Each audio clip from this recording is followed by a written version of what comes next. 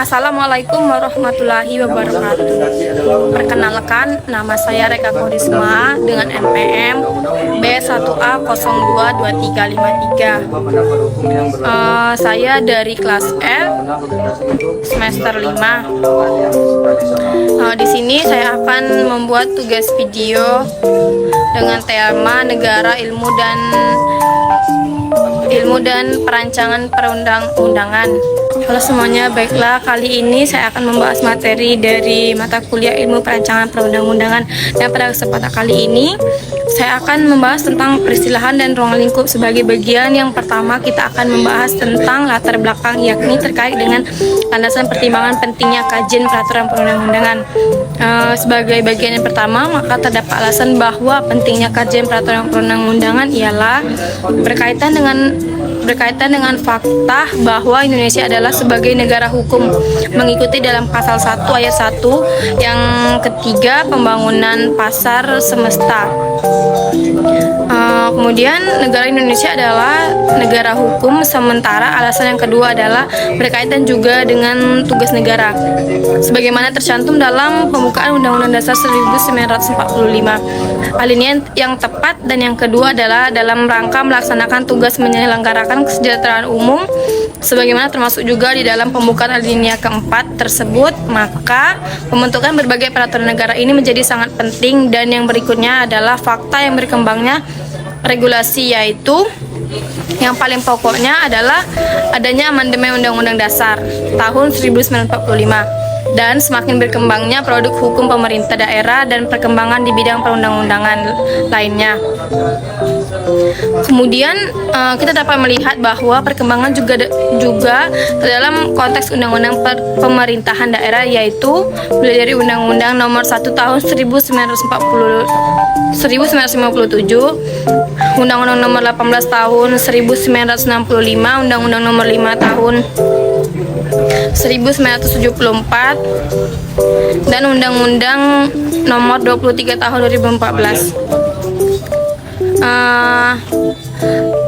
Kemudian Undang-Undang Nomor 29 Tahun 2018 yang semuanya adalah berkaitan dengan berkembangnya ke undang-undang atau regulasi di dalam konteks politan daerah. Yang berikutnya ada juga terkait dengan keluarnya regulasi yang khusus tentang pembentukan perundang-undangan, yaitu di tahun 2004. Kemudian bagaimana hadirnya Undang-Undang Nomor 10 Tahun 2004 tentang pembentukan peraturan perundang-undangan yang kemudian diperbarui dengan Undang-Undang Nomor 12 Tahun 2011 tentang pembentukan peraturan perundang-undangan tentara, terkait juga dengan landasan pertimbangan pentingnya kajian peraturan perundang-undangan, yaitu aspek tujuan daripada pengembangan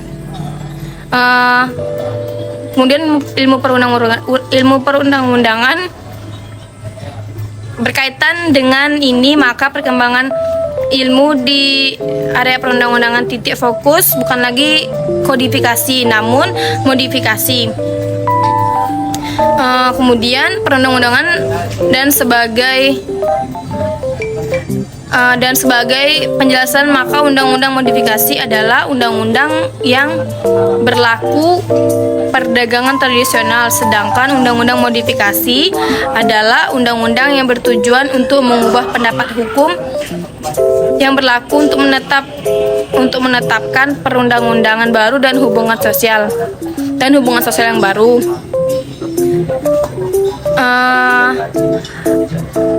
Yang baru itu adalah ujian yang berkaitan dengan aspek latar belakang, dan pada bagian yang berikut yaitu ilmu pengetahuan perundang-undangan, bahwa ilmu pengetahuan perundang-undangan merupakan terjemahan dari headset sebungkus Wissenschaft sebagai cabang ilmu yang mula-mula berkembang di Eropa Barat.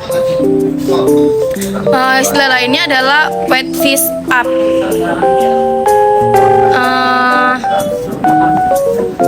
ilmu pengetahuan perundang-undangan sebagaimana dikutip dari Hamid Atamini. Dan untuk penjelasan bagian yang pertama, maka menurut Farhad Fans, ilmu pengetahuan perundang-undangan adalah ilmu pengetahuan tentang pembentukan peraturan negara yang merupakan ilmu yang bersifat interdisipliner. Dan bidang RAP yang ratu hubungan yaitu bidang teori hukum. Ada mata kuliah pengantar ilmu hukum adalah ilmu negara bidang dogmatika hukum. Pengantar hukum Indonesia, hukum terkena hukum administrasi negara, sedangkan bidang ilmu penunjang adalah sosiologi. Kemudian bagian selanjutnya yaitu penjelasan yang kedua, maka ilmu pengetahuan perundang-undangan terbagi dua bagian, yaitu teori perundang-undangan nasional dan ilmu perundang-undangan. Dalam penjelasan ini yang berbeda dengan teori perundang-undangan tadi yaitu air pada sebelumnya. Kemudian ilmu perundang-undangan dalam 3 subbagian yaitu proses perundang-undangan yang pertama, dan yang kedua metode perundang-undangan, yang ketiga adalah teknik perundang-undangan, ke aspek peristilahan legislation perundang-undangan, pembuatan undang-undang. Kemudian undang-undang keseluruhan dari undang-undang negara rating dapat diartikan bahwa perundang-undangan sebagai proses pembentukan peraturan negara baik pusat maupun daerah.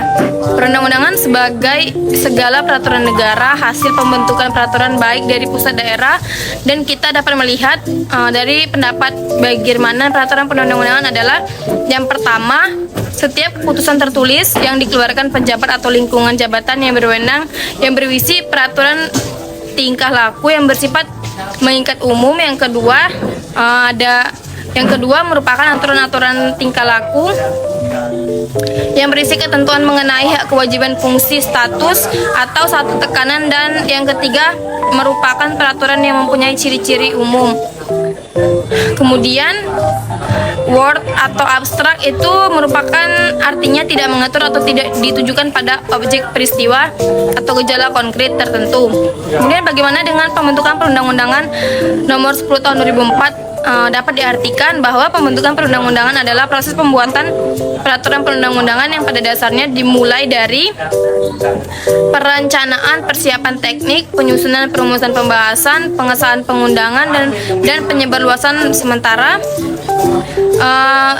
Undang-Undang Nomor 12 Tahun 2011 tentang pembentukan perundang-undangan, yaitu pembentukan peraturan perundang-undangan adalah pembuatan peraturan perundang-undangan yang mencakup tahapan perancangan, penyusunan, pembahasan, pengesahan atau tetapan, dan pengundangan sementara, pengertian perundang-undangan sendiri.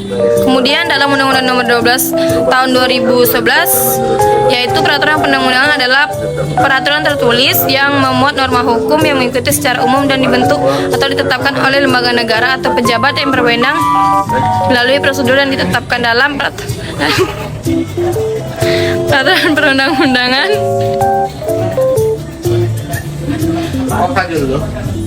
Dapat melihat bahwa di sini berbeda, yaitu terkait dengan peraturan tertulis mengikat secara umum dan ditetapkan oleh lembaga negara atau pejabat yang berwenang. Kemudian terdapat unsur-unsur yang sangat penting dalam konteks pengertian daripada peraturan perundang-undangan. Dalam perubahan undang-undang bahwa negara Republik Indonesia yang terdiri pada tanggal 17 Agustus 1945 adalah negara yang berdasarkan atas hukum. Peraturan perundang-undangan dan sebagai catatan yang seperti yang diuraikan oleh Prof. Maria Farida, yaitu lembaga negara atau pejabat yang berwenang adalah yang berwenang membentuk peraturan perundang-undangan. Jadi yang dimaksud dengan lembaga negara atau pejabat yang berwenang di sini adalah pihak yang memang memiliki kewenangan dalam membentuk peraturan perundang-undangan. Baiklah, itu saja materi dari saya. Apabila ada kesalahan saya mohon maaf. Pada Allah saya mohon akhir kata. Wassalamualaikum warahmatullahi wabarakatuh.